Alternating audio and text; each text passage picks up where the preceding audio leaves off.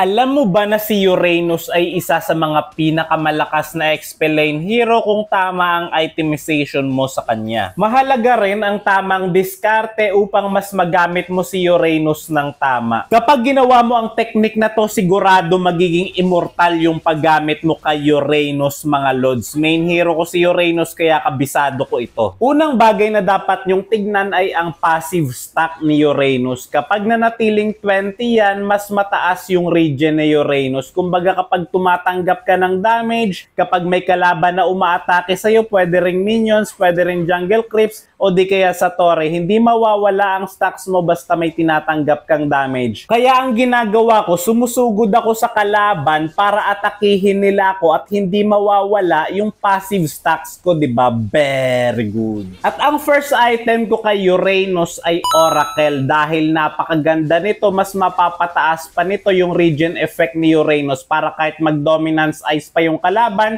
wala akong pakialam. Tapos ang second item ko naman ay Dominance Ice para kahit papaano mabawasan yung attack speed ng kalaban at yung healing effects nila mabawasan rin. Hindi sila makakapag-sustain kapag may Dominance Ice ako. Ito ang emblem at build ko kay Uranus. Tama kayo at mali ako. Do what works for you. I'm not your doctor. I'm not your ML content creator. I'm just professor.